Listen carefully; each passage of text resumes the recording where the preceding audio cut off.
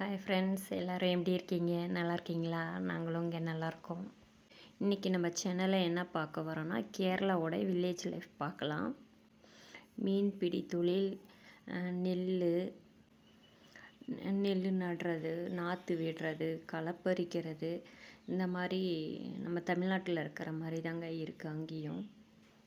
அப்புறம் லப்பர் தோட்டம் அப்படின்னு கேள்விப்படுமில்ல, லப்பர் ஷீட்டு. இந்த லப்பர் ஷீட் வந்து பேப்பர் மாதிரி காய வச்சுருக்காங்க. அப்புறம் அந்த எருது விடும் விழா சேத்துல, அது ஒரு பாரம்பரிய விளையாட்டாக இருக்குது. டீ எஸ்டேட்டு, மிளகு காய வைக்கிறது, இது நம்மளுக்கு எல்லாருமே தெரிஞ்ச விஷயந்தான். கேரளாவில் இது ஃபேமஸ் அப்படின்ட்டு. எருமை மாடு கூட ஓட விடுறாங்க கேரளாவில், இது ஒரு விளையாட்டு. அப்புறம் நெல் தாங்க பெரும்பாலும் ஆலப்புழா டிஸ்ட்ரிக்டில் இது நெல் நட்டு அறுவடை பண்ணுறது நம்ம தமிழ்நாட்டு மாதிரி. அப்புறம் பொருள் வாங்கணும் போகணுன்னா அந்த ஓடம் வழியாக தான் போய் வாங்கிட்டு வராங்க. தென்னந்தோப்பு, தேங்காய் அங்கே ஃபேமஸ்னு தெரியும், இருந்தாலும் சொல்கிறேன். இது ஒரு ஃபேமஸான ஃபாரஸ்ட்டு. கூரை வீடு பாருங்கள், ஃபாரஸ்ட்டில் இருக்குது. மரத்தில் வீடு கட்டியிருக்காங்க. இதெல்லாம் கேரளாவோட ஃபேமஸ் தான். வருஷம் ஃபுல்லாக நெல் நடுற வேலை தான் கேரளாவில். நம்மளுக்கு சீசனில் தான் விடுவோம். செம்பரி ஆடுகள் அதெல்லாமே. அப்புறம் ஃபேமஸான ஓணம் ட்ரெடிஷ்னல் ட்ரெஸ்ஸும் ஓணம் ட்ரெஸ் தான். கேரளாவில் முக்கியமான சாப்பாடு எதுனா புட்டு, இடியாப்பம், மலபார் பிரியாணி, கேரளா பீஃப் ஃப்ரை. இது எல்லாமே உங்களுடைய அன்றாட உணவாக இருக்குது. பீஃப்லாம் எப்பயும் சாப்பிடுவாங்க.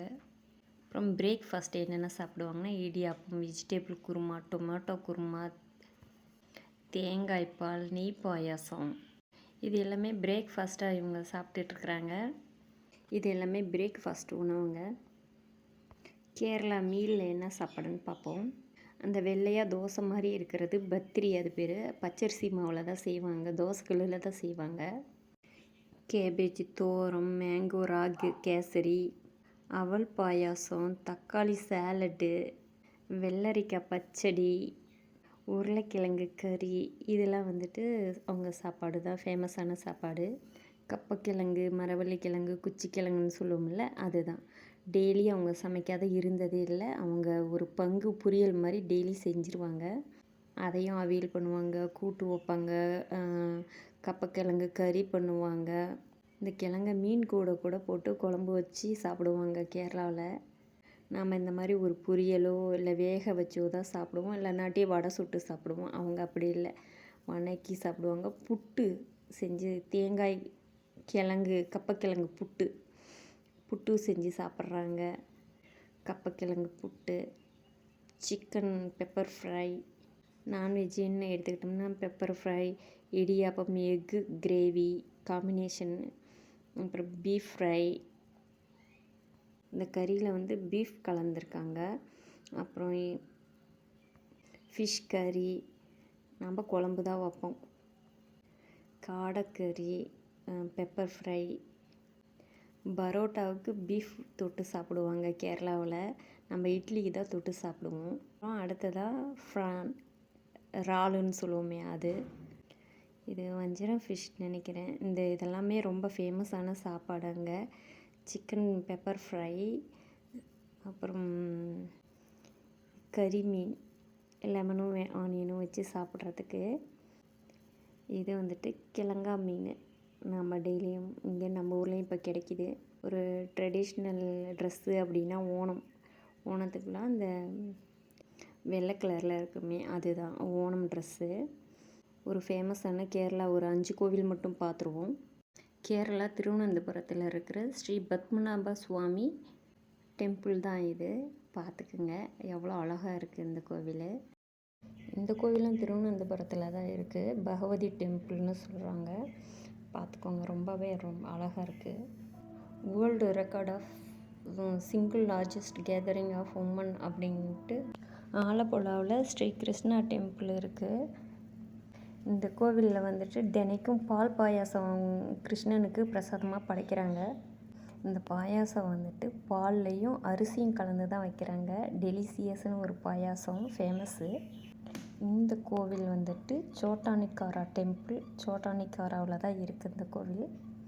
எர்ணாகுளம் அப்படிங்கிற கேரளாவில் எர்ணாகுளத்தில் இருக்குது இந்த கோவில்.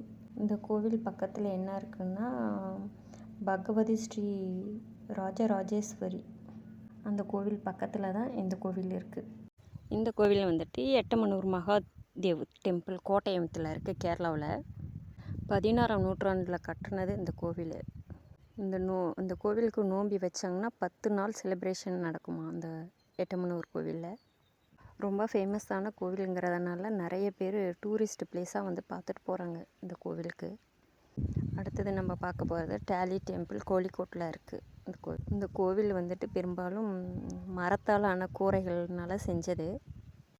இந்த கோவில் பார்க்கவே ரொம்ப அழகாக இருக்கும். இந்த கோவில் வந்துட்டு சிவா டெம்பிள். உங்களுக்கு ஃப்ரீயாக ஃப்ரீ டைம் இருந்ததுனாக்கா ஒரு நாள் குடும்பத்தோடு வந்து சந்தோஷமாக பார்த்துட்டு போங்க இந்த கோவிலை. இந்த கோவில் உள்ளார் போனால் ரொம்ப அமைதியாக இருக்கும். கேரளா வாழ்க்கை முறை தகவல் எல்லாம் நான் சொன்னது உங்களுக்கு பிடிச்சிருந்ததுன்னா லைக், கமெண்ட், சப்ஸ்கிரைப் பண்ணுங்கள். என்றும் உங்களுடைய ஆதரவுடன் village life RJ Sathya. Support my channel. Like, subscribe பண்ணுங்கள், ஷேர் பண்ணுங்கள். எனக்கு மேன்மேலும் ஆதரவு கொடுங்க.